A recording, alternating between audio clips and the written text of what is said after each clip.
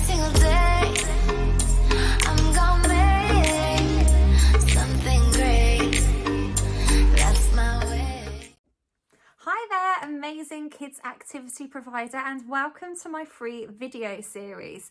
Now, to kick off, I'm going to start by telling you all about my 5 pillars of approaching schools and why one of these 5 key areas could be missing and could actually be harming your email campaign with UK schools and nurseries. My name's Keris Keneally, and I help kids activity providers to work with UK schools and nurseries without cold calling them, so that they can start to confidently approach more schools, even if they've tried in the past with no response. So here are my 5 tips for what you need to include in your initial contact with schools. So number 1, we need to become problem solvers for our ideal schools. So what do I mean by ideal schools? Well, our ideal school is the dream school that we want to work with. And people sometimes say to me, yeah, but Keris, I could work with any school. I can work with little ones, I can work with big ones, I can work with nurseries and preschools, I can work with colleges and sixth forms. I can work with anyone. I want to appeal to all schools. And I say, yeah, that's great that you can work with all those different age groups and your skills are so versatile. And I'm not saying you can't work with all those different types of schools, but what I am saying is that for any one email or letter to schools, you're going to want to appeal to one of those different types of organisations. So pick one. What is your ideal school, your absolute dream school? If you could work in this type of school every single day, what type of school would it be? Because if we try and appeal to everyone, we end up speaking to no one. Okay, so we need to get really, really clear on who our dream school is, first of all.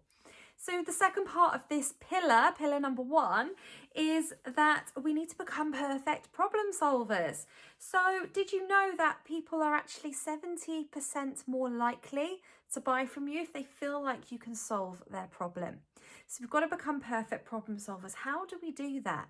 We need to think about what results we achieve for a school and its pupils, and then we need to reverse engineer those results to get to what the problem or the struggle could be. So for example, if your activity helps pupils to get more confident, is there an issue within the school where pupils lack self-esteem, for example? If your activity helps children to be more active and engages more children in PE, then is the problem that the school is struggling with is that they're not engaging enough of those less active pupils. If the problem that you solve is that you actually help teachers to be more confident, knowledgeable and skillful in your subject area, then is the problem that the teachers aren't confident to teach the subject and they need to be upskilled. So think about what the solution is that you provide, reverse engineer it, and you will get to the problem that your school may well have. And as I say, they are up to 70% more likely to buy from you if you can demonstrate and communicate to them that you can solve those problems. What's going to happen here is when they understand that you can solve their problems, they're going to begin to know, like and trust you. And if someone trusts us, they're far more likely to buy from us.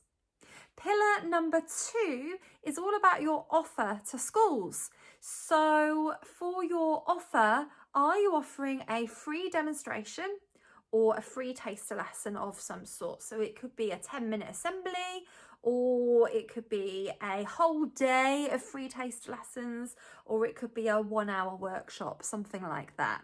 The reason I advocate doing these demonstration lessons for free is because we need to separate our marketing from our selling. If we try to email a school cold and sell to them, it's going to feel a bit icky.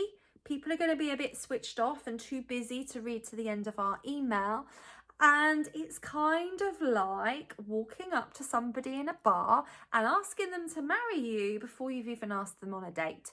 They haven't had an experience of being with you yet. They don't know the impact on their life. The school don't know the impact on their pupils. They haven't had an experience of working with you yet. So remember, don't confuse this marketing stage with selling. Just advertise your free demonstration or your taster lesson in this school, in this communication. So pillar number 3 is all about social proof. Social proof is all about the bandwagon effect. Okay, so people don't like the fear of missing out. They don't want to get FOMO, do they? They want to do what everyone else is doing. And that's why social proof works so well. And I bet you are the sort of person that buys something online and checks the reviews first. Or I bet you're the sort of person that books a trip online and checks the reviews first. If that's true for you, chances are it's true for your ideal school as well. They're going to want to see these reviews, so we put them in our email. So can you get a testimonial from a school that you've worked with in the past? And if you haven't worked with a school in the past, can you get a testimonial from a parent of a child that you've worked with in the past, so that you can actually begin to put some of this social proof into your email to back up what you're saying. Pillar number 4 is all about scarcity. Scarcity is really going to help you if you're one of these people that was a little bit triggered when I talked about pillar number 2, which is about offering a free demonstration lesson of some sort. If you don't want to be giving away lots and lots of time for free, it's okay, because we've got scarcity on our side. So if we use scarcity, we can talk about having either a limited number of appointments available or dates available, or it's only available to the next 10 schools to contact us, or even the next 3 schools to contact us. You get to decide how many of these free tasters you give away. And the beauty of having this scarcity is it makes your offer more compelling, and the school is more likely to actually respond to your email there and then. Pillar number 5 is all about the follow-up process. So if you haven't had a response from schools in the past, the number 1 reason is probably that you either didn't follow up or you didn't follow up well enough. Now, lots of my clients don't like cold calling, so I have a solution for that. So as part of your follow-up process, you can actually send 2 or 3 emails. So I like to talk about sending an email campaign rather than a standalone email, because it becomes so much more powerful. Did you know that actually people are up to 80% more likely to respond to you when you follow up well with them? So send them a second email checking whether they got your first email, copy and paste the information below, tell them you don't want them to miss this offer. Maybe follow them up again if you still haven't heard back, and find out who is the right person that you should be communicating with to present this amazing offer to them. So there you have my 5 pillars to kick off this free video series all about working with UK schools and nurseries. Let me know how you get on with the 5 pillars. I would love to know, and stay tuned for my next video tip directly to your inbox.